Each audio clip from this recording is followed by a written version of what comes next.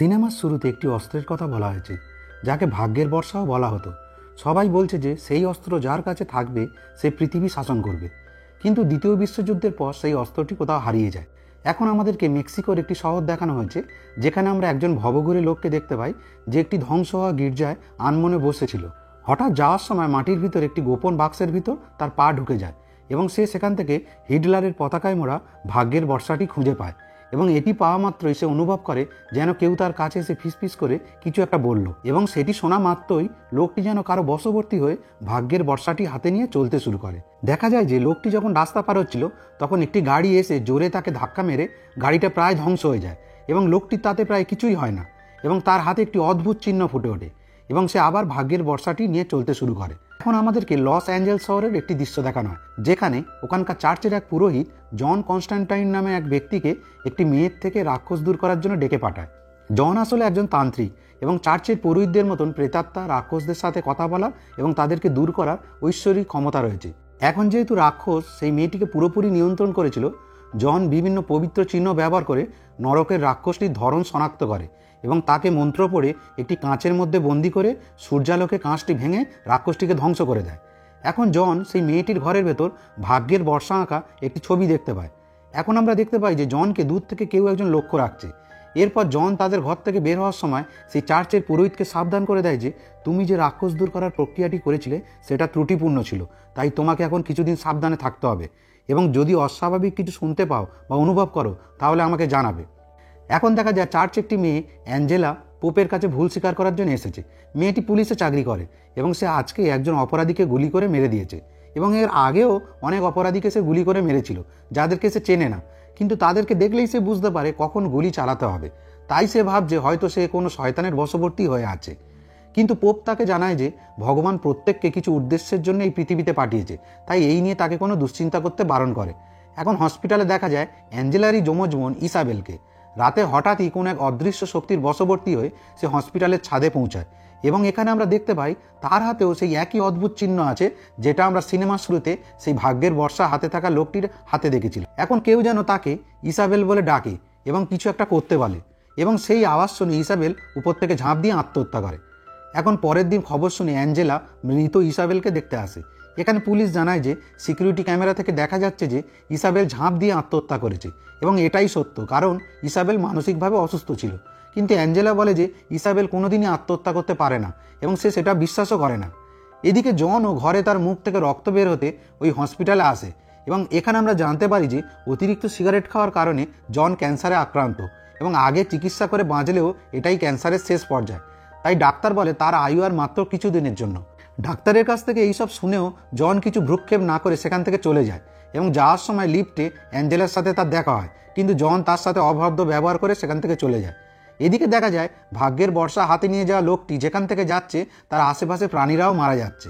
এখন জন তার এক সহকারী বিম্যানকে ডাক পাঠায়, যে তাকে শয়তান রাক্ষসদের সাথে লড়াই করার জন্য বিভিন্ন সরঞ্জাম সরবরাহ করে। এবার সে এনেছে জর্ডন নদীর পবিত্র জল, চিৎকার করা এক ধরনের পোকা যার চিৎকারে শয়তান রাক্ষসরা পালিয়ে যায়, ড্রাগনের মতন আগুন বের করা একটি যন্ত্র। এরপর সেই সহকারী জনকে জিজ্ঞেস করে, এখন তুমি কি ঘটনা নিয়ে চিন্তিত? জন তাকে বলে একজন শয়তানের সৈন্য একটা মেয়ের মাধ্যমে পৃথিবীতে আসার চেষ্টা করছিল, কিন্তু তার সহকারী বলে এটা কি করে সম্ভব? শয়তানের সৈন্যরা আমাদেরকে শুধুমাত্র ব্যবহার করতে পারে, কিন্তু আমাদের মাধ্যমে এই জগতে সরাসরি প্রবেশ করতে পারে না। কিন্তু জন তাকে জানায় যে এবারে সেটাই হয়েছে, তাই তুমি একটু ইতিহাস ঘেঁটে দেখো যে এরকম আগেও হয়েছিল নাকি। এখন জন তার প্রশ্নের উত্তর খোঁজার জন্য সহকারী চ্যাসের সাথে চার্চের উদ্দেশ্যে বেরিয়ে পড়ে। পথে দেখা যায় জনের সহকারী চ্যাস তাকে বলে, আমিও তোমার মতন শয়তানকে তাড়াতে তোমাকে সাহায্য করতে চাই, শুধুমাত্র গাড়ি চালাতে চাই না। কিন্তু জন তার প্রশ্নের কিছু উত্তর না দিয়ে চার্চে প্রবেশ করে, এবং এখানে দেখা যায় অ্যাঞ্জেলাও সেখানে এসেছে। অ্যাঞ্জেলা সেখানে এসে চার্চের প্রধান পুরোহিতকে অনুরোধ করে যে আমার বোন ইসাবেলের মৃত্যু পরবর্তী অন্ত্যেষ্টিক্রিয়া সম্পন্ন করে দিন। কিন্তু চার্চের পুরোহিত বলে যে যেহেতু তোমার বোন আত্মহত্যা করে পাপ করেছে, তাই এটি করা সম্ভব নয়। এদিকে জনও চার্চের ভেতর একজন মহিলার সাথে দেখা করে, এবং আমরা দেখতে পাই যে জন তাকে দেখতে পাচ্ছে যে সে একজন মহিলা দেবদূত, যে ঈশ্বরের খুব কাছের লোক ছিল। কিন্তু অন্য কারোর এরকম দেখার শক্তি ছিল না, একমাত্র জনই শয়তান এবং দেবদূতদের খালি চোখে দেখতে পারত, এবং এই ক্ষমতা নিয়েই সে জন্মেছিল। এখানে জন দেবদূত গ্যাব্রিয়েলকে বলে যে কিছুদিন ধরে আমি অনেক শয়তান রাক্ষসদের দেখতে পাচ্ছি, তাই আমি চাই আপনারা আমার আয়ু কিছুদিনের জন্য বাড়িয়ে দিন, যাতে আমি পৃথিবী থেকে আরও অনেক মানুষের ভেতর থেকে শয়তান রাক্ষস দানবদের তাড়াতে পারি। এবং আগেও আমি আরও অনেক দানবদের নরকে পাঠিয়ে দিয়েছি, তাই এই পুণ্যের জন্য আমি কি স্বর্গে স্থান পেতে পারি না? কিন্তু দেবদূত গ্যাব্রিয়েল তাকে জানায় যে একমাত্র ভালো কিছুর জন্য আত্মবলিদান, ভগবানের ওপর বিশ্বাসের মাধ্যমে তুমি স্বর্গে জায়গা পেতে পারো। কিন্তু এতদিন পর্যন্ত তুমি যে এইসব কাজগুলো করেছো তা শুধুমাত্র নিজের স্বার্থ সিদ্ধির জন্য, অর্থাৎ মৃত্যুর পর স্বর্গে নিজের জায়গা পাওয়ার জন্য, এবং কারোর ওপর কোনো দোষারোপ করে লাভ নেই। তুমি মরতে চলেছো কারণ তুমি 15 বছর বয়স থেকেই প্রচুর সিগারেট খাচ্ছ, এই জন্যই তুমি ক্যান্সারে আক্রান্ত। এবং তুমি স্বর্গে জায়গা পাবে না এই জন্যে কারণ তুমি যা পাপ করেছো তার জন্য তুমি যতই ভালো কাজ করো তোমার নরকেই ঠাঁই হবে। এখানে দেখা যায় যে জন তার কথা মেনে নিতে বাধ্য হয়ে সেখান থেকে চলে যায়। এখন কেন জন এত পূর্ণ করেও নরকে ঠাঁই পাচ্ছে সেটা আমরা পরে জানতে পারবো। এখন দুজনেই সেখান থেকে একসাথে বাইরে বেরিয়ে আসে। এখানে অ্যাঞ্জেলা জনের সহকারী চ্যাসের থেকে তার নাম শুনতে পায় কনস্ট্যান্টাইন। এখন অ্যাঞ্জেলা সেখান থেকে ফিরে এসে যখন নিজের ঘরে পৌঁছে তার বোন ইসাবেলের আত্মহত্যার ভিডিওটি দেখছিল, হঠাৎ সে শুনতে পায় তার বোন যেন কনস্ট্যান্টাইন এই নামটি উচ্চারণ করলো, কিন্তু তারপরে ভিডিওটা আবার চালাতে আর সেই কথাটি সে শুনতে পায় না। এই জন্য সে কনস্ট্যান্টাইন নামটি তার নোটে লিপিবদ্ধ করে রাখে। এদিকে জন কনস্ট্যান্টাইন যখন বাইরে এক জায়গায় দাঁড়িয়েছিল তখন নরকের এক শয়তান সৈন্য তার উপর আক্রমণ করে এবং তাকে হুমকি দেয় যে তুমি এই দানব তাড়াবার কাজটা করে ঠিক করনি। কিন্তু জন সেই চিৎকার করা পোকার বাক্সটির সাহায্যে তার হাত থেকে বেঁচে যায়। এরপর জন এইসব ঘটনার উত্তর পাওয়ার জন্য একটি বারে প্রবেশ করে।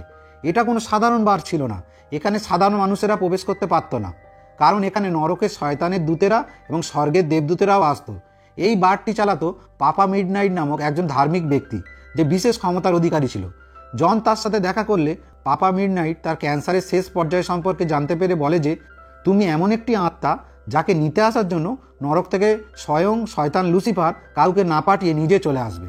এখন জন তাকে জানায় যে আজ একটি শয়তানের সৈন্য আমার উপর আক্রমণ করেছিল এবং সে কোনো অর্ধেক রূপ ধরে আসেনি, বরং পুরোপুরি সম্পূর্ণ রূপে এসেছিল। এবং আগের দিনও একটা শয়তানের সৈন্য একটা মেয়ের মাধ্যমে এই পৃথিবীতে সরাসরি আসার চেষ্টা করছিল।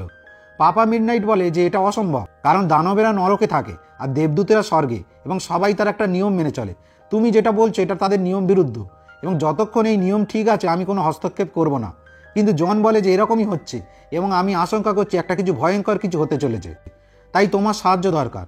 কিন্তু পাপা মিডনাইট জনের কথা বিশ্বাস করে না। এখন ব্যালথাজার নামে আরেক শয়তানের দূত সেখানে এসে উপস্থিত হয়, যে মানুষের রূপ ধরেছিল।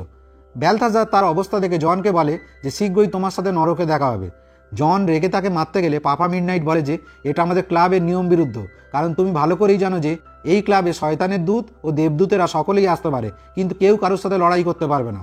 তাই জন আর না এগিয়ে সেখান থেকে বেরিয়ে নিজের ঘরে পৌঁছায় এবং অ্যাঞ্জেলাও সেখানে তার সাথে দেখা করার জন্য উপস্থিত হয়। অ্যাঞ্জেলা তাকে বলে যে তার বোন আত্মহত্যা করতে পারে না, কারণ আত্মহত্যা করার কিছুদিন আগে পর্যন্ত সে বলতো যে সে রাক্ষস, শয়তান, দেবদূতদের দেখতে পায়, যেমন সে জানতে পেরেছে কনস্ট্যান্টাইনও এইসব কিছু দেখতে পায়। এবং অ্যাঞ্জেলা জানায় যে তার বোনকে আত্মহত্যা করার জন্য কোনো শয়তান বা রাক্ষস বশ করেছিল। তাই অ্যাঞ্জেলা কনস্ট্যান্টাইনের কাছে জানতে চায় যে সে কিভাবে এগোবে যাতে তার বোনের আত্মা শান্তি পায় এবং সে স্বর্গে যেতে পারে, কারণ তারা দুজনেই জানতো যে আত্মহত্যা করে মারা গেলে তার আত্মা নরকে পৌঁছবে এবং সেখানে অনন্তকালের জন্য তার আত্মা চরম শাস্তি পাবে। কিন্তু জন কনস্ট্যান্টাইন তার রোগের জন্য, স্বর্গে স্থান না পাওয়ার জন্য, এসব অনেক কারণে প্রচণ্ড বিরক্ত ছিল। তাই সে সব কিছু শুনেও অভদ্র ব্যবহার করে অ্যাঞ্জেলাকে সেখান থেকে চলে যেতে বলে। কিন্তু অ্যাঞ্জেলা রেগে চলে যাওয়া মাত্রই জন তার জানলা দিয়ে দেখতে পায় যে অনেক নরকের শয়তানের সৈন্য তার পিছু নিয়েছে। তাই সে আর একটু দেরি না করেই ডিটেকটিভ অ্যাঞ্জেলার কাছে পৌঁছে যায় এবং সে অ্যাঞ্জেলাকে জানায় যে ভগবান এবং শয়তানরা মানুষকে প্রভাবিত করে ভালো বা খারাপ কাজ করার জন্য, এবং এই জগতে যত কিছু খারাপ হচ্ছে তার মধ্যে অনেক ক্ষেত্রেই শয়তান নিজে প্রভাবিত করে মানুষকে দিয়ে সেই খারাপ কাজটা করাচ্ছে। অ্যাঞ্জেলা জানায় যে সে শয়তানের উপর বিশ্বাস করে না, কারণ মানুষ নিজেই খারাপ কাজ করে, কোনো শয়তান তাকে দিয়ে করায় না। কিন্তু কিছুক্ষণের মধ্যেই রাস্তার সব আলো নিভে যেতে থাকে এবং এই প্রথম জনের সাহায্যে সে উড়ন্ত দানব সৈন্যদের দেখতে পায় এবং তাদের হাত থেকে বেঁচে যায়। শেষ পর্যন্ত অ্যাঞ্জেলা শয়তান আছে এবং সে অন্য কাউকে প্রভাবিত করতে পারে সেটা বিশ্বাস করতে শুরু করে। জন তার বোনের সাথে প্রকৃতপক্ষে কী হয়েছিল সেটা জানার জন্য অ্যাঞ্জেলাকে নিয়ে তার বোনের ঘরে পৌঁছায় এবং সেখানে একটি বিশেষ ক্রিয়া সম্পন্ন করে নরকে অ্যাঞ্জেলার বোন ইসাবেলের কাছে পৌঁছায়। সেখানে নরকের শয়তানের সৈন্যরা তার গন্ধ পেয়ে তাকে আক্রমণ করে, কিন্তু সঠিক সময় জন তত্ত্ব সংগ্রহ করে আবার পৃথিবীতে ফিরে আসে এবং সে এসে অ্যাঞ্জেলাকে জানায় যে তার বোন ইসাবেল সত্যিই আত্মহত্যা করেছিল, কিন্তু এখন সে অনুশোচনা করছে। এদিকে আমরা দেখতে পাই সিনেমার শুরুতে আমরা যে পুরোহিতকে দেখেছিলাম তার একটি অদ্ভুত ক্ষমতা ছিল, সে কোনো জিনিসকে স্পর্শ করে তার সম্পর্কে সব কিছু জানতে পারত। তাই সে খবরের কাগজে কিছু একটা ইসাবেলের সম্পর্কে জানতে পেরে তার মৃতদেহের কাছে পৌঁছায় এবং তার হাত স্পর্শ করা মাত্র মৃত ইসাবেলের হাতেও সেই একই অদ্ভুত চিহ্ন ফুটে উঠতে থাকে। কিছু একটা বুঝতে পেরে ভয়ে তার গলা শুকিয়ে যায়। কিন্তু সে যে কোনো পানীয় মুখে ঢালার চেষ্টা করছিল, কিন্তু কেউ একটা সেই পানীয়কে তার মুখে পড়তে দিচ্ছিল না। শেষ পর্যন্ত সে জনের জন্য হাতে একটি ধারালো বস্তু দিয়ে সংকেত তৈরি করে পিপাসায় এবং ভয় মারা যায়। এদিকে দেখা যায় জন অ্যাঞ্জেলাকে জানায় যে ছোটবেলা থেকেই সে শয়তান এবং দানবদের খালি চোখে দেখে ভয় পেত, এবং এটা তার মা বাবাকে জানাতে তাকে মানসিক চিকিৎসার জন্য পাঠিয়ে দেয়, যেখানে তাকে ইলেকট্রিক শক দেওয়া হতো। তাই হতাশায় সে শেষ পর্যন্ত আত্মহত্যা করে, কিন্তু সেখানেও সে ব্যর্থ হয় এবং এই আত্মহত্যার চেষ্টা করার পরে মাত্র 2 মিনিটের জন্য সে মারা গিয়েছিল এবং নরকে পৌঁছেছিল। তখনই সে বুঝতে পেরেছিল যে নরকে পৌঁছানো মাত্র সময় যেন থমকে যায় এবং এখানকার 2 মিনিট সেখানকার সারা জীবনের সমান। তারপর সে বুঝতে পেরেছিল যে সে ছোটবেলা থেকে যা দেখতো সেগুলো সবই সত্যি, এবং স্বর্গ এবং নরক এখানেই আছে, কিন্তু আমাদের জগতের পিছনে লুকিয়ে আছে, এবং আমাদের জগৎটা এই স্বর্গ ও নরকের ঠিক মাঝখানে রয়েছে। দেবদূতরা স্বর্গে থাকে এবং দানবরা থাকে নরকে, তাদের এই জগতে প্রবেশ করার অধিকার নেই। কিন্তু মানুষরূপী শয়তানরা সাধারণ মানুষকে খারাপ কাজ করার জন্য এবং মানুষরূপী দেবদূতরা ভালো কাজের জন্য উদ্বুদ্ধ করে। এখন জন অ্যাঞ্জেলাকে বলে যে যেহেতু সে আত্মহত্যা করার চেষ্টা করে পাপ করেছে, তাই নিয়ম অনুযায়ী তাকে নরকে যেতে হবে। তাই সে এখন মানুষের মধ্য থেকে দানবদের বার করে নরকে পাঠাচ্ছে পুণ্য সঞ্চয় করার জন্য, যাতে সে স্বর্গে জায়গা পেতে পারে। এখন অ্যাঞ্জেলা জনকে বলে যে তুমি চিন্তা করো না, ঈশ্বর সকলের জন্যই কিছু একটা ভেবে রেখেছে, এবং জনকে জানায় যে যখন তারা ছোট ছিল তখন ইসাবেলও এইসব দেখতে পেত। এখন অ্যাঞ্জেলার কাছে পুলিশের ফোন আসতে দুজনেই সেই মৃত পুরোহিতের কাছে পৌঁছায়, এবং জন তার হাতে সেই সংকেত চিহ্নটি দেখে সেটি সম্পর্কে ফোনে তার সেই সহকারী বিম্যানকে অনুসন্ধান করতে বলে, যে জনকে দানবদের সাথে লড়াই করার জন্য অস্ত্র সরবরাহ করত। এরপর জন অ্যাঞ্জেলাকে নিয়ে তার বোন ইসাবেল যেখানে আত্মহত্যা করেছিল হসপিটালে সেখানে পৌঁছায়। এখানে জন অ্যাঞ্জেলার থেকে জানতে পারে যে তার বোন ইসাবেল ছোটবেলা থেকেই এসব দেখ, তাই তার বাবা মা তাকে হসপিটালে পাঠিয়েছিল মানসিকভাবে সুস্থ করার জন্য। জন এখন অ্যাঞ্জেলাকে বলে যে যেহেতু তোমরা দুজনে যমজ বোন ছিলে, তাই নিশ্চয়ই ইসাবেল হসপিটালে তার ঘরে কোনো একটা বার্তা রেখে গেছে শুধুমাত্র তার বোনের জন্য। চাপের মুখে পড়ে অ্যাঞ্জেলা শেষ পর্যন্ত বলতে বাধ্য হয় যে তারা 2 যমজ বোন ছোটবেলা থেকেই কাঁচের জানলায় লিখে তাদের বার্তা আদান প্রদান করত। এখন ইসাবেলের হাতে লেখা বার্তা থেকে তারা দেখতে পায় যে তাতে লেখা আছে নরকের ধর্মগ্রন্থের 17তম অধ্যায়। এখন রাস্তায় যেতে যেতে জন তার সহকারী বিম্যানের সাথে ফোনে এই বিষয়ে আলোচনা করতে থাকে। বিম্যান জনকে ফোনে জানায় যে নরকের ধর্মগ্রন্থে 17তম অধ্যায়তে লেখা আছে যে শয়তানের ছেলে মেমন তার পিতার আনুগত্য হয়ে আর থাকতে চায় না, এবং সে নিজের রাজত্ব চায়, যেখানে সে তার পিতার থেকেও আরও বেশি ধ্বংস ও পাপ করবে। এবং পৃথিবীতে মেমনকে সরাসরি আসতে হলে তাকে একটি শক্তিশালী আধ্যাত্মিক মানুষের শরীরে প্রবেশ করতে হবে, এছাড়াও তাকে ভগবানের সাহায্য নিতে হবে। এই কথাগুলো বলতে বলতেই বিম্যান লক্ষ্য করে যে সে যেখানে ছিল চারিদিকে সব অদ্ভুত জিনিস ঘটছে, এবং সে আর কিছু ভাবতে বা কথা বলতে পারছে না, তাই তার হাত থেকে ফোন পড়ে যায়। ফোনে বিম্যানের এই অবস্থার আভাস পেয়ে জন ও অ্যাঞ্জেলা খুব দ্রুত সেখানে পৌঁছে দেখে যে দানব শয়তান বিম্যানকে মেরে ফেলেছে। এরপর অ্যাঞ্জেলা জনকে জানায় যে তারও ইসাবেলের মতন ছোটবেলা থেকে সবকিছু দেখার ক্ষমতা ছিল, কিন্তু সে এগুলো দেখলেও না দেখার ভান করত, যাতে লোক তাকে পাগল না বলে। কিন্তু তার বোন ইসাবেল সবকিছু সত্যি বলতো বলে শেষ পর্যন্ত তাকে মানসিক রোগের চিকিৎসা নিতে বাধ্য করা হয়েছিল। তারপর একদিন অ্যাঞ্জেলা দেখে যে হঠাৎ করে সে সেই সমস্ত জিনিস দেখার ক্ষমতা হারিয়ে ফেলেছে। এখন অ্যাঞ্জেলা খুবই অনুতপ্ত হয় এই ভেবে যে তার বোন ইসাবেলের বিপদের সময় সে তাকে সঙ্গ দেয়নি। তাই অ্যাঞ্জেলা জনকে অনুরোধ করে যে সে আবার সেই ছোটবেলার ক্ষমতা ফিরে পেতে চায়, যাতে সে ইসাবেলের মতন সমস্ত কিছু দেখে তার ব্যথাটা অনুভব করতে পারে। জন শেষ পর্যন্ত রাজি হয় এবং তাকে সাবধান করে দেয় যে একবার এই পথে এগোলে তুমি আর পিছু হটতে পারবে না, এবং তুমি যেমন দানবদের দেখতে পাবে তেমনি তারাও তোমাকে দেখতে পাবে। এরপরে জন অ্যাঞ্জেলাকে জলের ভেতর ডুবিয়ে একটি বিশেষ ক্রিয়া সম্পন্ন করে, এবং এর ফলে অ্যাঞ্জেলা কিছুক্ষণের মধ্যে মৃত্যুর কাছে পৌঁছে আবার সেই আগের শক্তি ফিরে পায়। এরপর অ্যাঞ্জেলা তৎক্ষণাৎই কিছু একটা বুঝতে পারে এবং বিম্যানকে যেখানে মারা হয়েছিল সেখানে গিয়ে জনকে জানায় যে এখানে একটু আগে কেউ একজন এসেছিল, এবং অ্যাঞ্জেলা তার শক্তির সাহায্যে সেখান থেকে একটি কয়েন খুঁজে পায়। কয়েনটি দেখেই জন বুঝতে পারে এটি মানুষরূপী শয়তান বেলথাজারের কাজ। জন তার বন্ধুদেরকে হারিয়ে রাগে তখনই অস্ত্র নিয়ে বেলথাজারের ঘরের নিচে পৌঁছায় এবং অ্যাঞ্জেলাকে তার বন্ধু পুরোহিতের লকেটটি তার গলায় দিয়ে দেয় তার রক্ষার জন্য, এবং তাকে গাড়ি থেকে নামতে বারণ করে। এরপর জন একাই বেলথাজারকে মারতে তার কাছে পৌঁছায়। এখানে জন বেলথাজারকে জিজ্ঞেস করে শয়তানের পুত্র মেমন কিভাবে এই পৃথিবীতে আসবে, কিন্তু বেলথাজার তার শয়তানি শক্তি নিয়ে জনের সাথে লড়াই শুরু করে। এদিকে দেখা যায় অ্যাঞ্জেলা নিচে গাড়িতে আর থাকতে না পেরে অধৈর্য হয়ে জনকে সাহায্য করার জন্য উপরে পৌঁছায়, কিন্তু তার কোটটি গাড়িতে খুলে রাখার সময় রক্ষা কবচ লকেটটি সেই কোটেই থেকে যায়। এদিকে জন বেলথাজারকে হারিয়ে তাকে ভগবানের হাতের শাস্তির ভয় দেখিয়ে তার কাছ থেকে জানতে চায় যে মেমন কিভাবে এই পৃথিবীতে আসবে। বেলথাজার শেষ পর্যন্ত ভয় বলে দেয় যে যে অস্ত্র দিয়ে ভগবানের সন্তানকে অর্থাৎ যীশু খ্রিস্টকে মারা হয়েছিল সেই অস্ত্রে লাগা রক্ত দিয়ে সেই অস্ত্রে লাগা রক্ত দিয়ে শয়তানের সন্তানের জন্ম হবে এই পৃথিবী। এখন অ্যাঞ্জেলা সেখানে পৌঁছলে ব্যালতাজার হেসে বলে যে আমার উদ্দেশ্য সফল হয়েছে, আমার কাজ ছিল অ্যাঞ্জেলাকে এখানে ডেকে আনা। জন কথাটি বুঝতে পেরে অ্যাঞ্জেলাকে নিয়ে সেখান থেকে বেরিয়ে চলতে শুরু করে। তখনই দেখা যায় যে অর্ধমৃত ব্যালতাজারের কাছে শয়তানের পুত্র আসে। ব্যালতাজার তাকে বলে যে প্রভু, আপনার কথা মতন আমি সেই মেয়েটির বোন অ্যাঞ্জেলাকে খুঁজেছি এবং তার মধ্যে তার আগের শক্তি ফিরে এসেছে এবং সে আপনার জন্ম দেওয়ার জন্য একেবারে তৈরি। কিন্তু যেহেতু ব্যালতাজার জনকে মেমনের জন্মের ব্যাপারে সব কিছু জানিয়ে দিয়েছে, তাই মেমন তাকে হত্যা করে। এদিকে যেতে যেতে জন অ্যাঞ্জেলাকে জানায় যে যীশুখ্রিস্ট ক্রুশবিদ্ধ হওয়ার সময় পেরেকের আঘাতে মারা যায়নি, বরং উনি এক সৈন্যের বর্ষার আঘাতে মারা গিয়েছিল। অ্যাঞ্জেলা এটি শুনে বলে যে আমি এই ঘটনাটি জানি, এটাকেই সেই ভাগ্যের বর্ষা বলে। জন এখন অ্যাঞ্জেলাকে জানায় যে ওই ভাগ্যের বর্ষায় যে ভগবানের রক্ত লেগে শুকিয়ে আছে, সেটা দিয়ে মেমন ভগবানের সাহায্য পেয়ে যাবে এবং অ্যাঞ্জেলা তোমাকেও এখন খুঁজে পেয়ে গেছে, অর্থাৎ যে আধ্যাত্মিক মানুষের দেহের মাধ্যমে মেমন জন্ম নেবে। এই কথা বলতে বলতে জন হঠাৎই লক্ষ্য করে অ্যাঞ্জেলার গলায় তার দেওয়া সেই রক্ষা কবচ লকেটটি নেই এবং সঙ্গে সঙ্গে অ্যাঞ্জেলাকে কোনো এক অদৃশ্য শক্তি প্রবল বেগে টেনে নিয়ে চলে যায়। এখন জন অ্যাঞ্জেলাকে হারিয়ে রাগে পাপা মিডনাইটের কাছে এসে তাকে বলে যে আমাকে তোমার ওই চেয়ার ব্যবহার করার অনুমতি দাও। কিন্তু পাপা মিডনাইট বলে এতে স্বর্গ নরক ও এই জগতের ভারসাম্য বিঘ্নিত হবে। কিন্তু যখন সে জানতে পারে যে তার ও জনের বন্ধু পুরোহিত এবং বিম্যানকে শয়তানের পুত্র মেমন মেরে দিয়েছে, তাই সে জনকে অনুমতি দেয়। এখন জন সেই চেয়ার ব্যবহার করে নরকের শয়তানের পুত্র এবং দানবরা কখন কি অতীতে করেছে এবং বর্তমানে কি করছে এবং সেই ভাগ্যের বর্ষা এখন কোথায় আছে ও অ্যাঞ্জেলা কোথায় আছে সেই সম্পর্কে জানতে পারে। জন জানতে পারে যে অ্যাঞ্জেলাকে সেই হসপিটালেই নিয়ে যাওয়া হয়েছে যেখানে তার বোন ইসাবেল আত্মহত্যা করেছিল।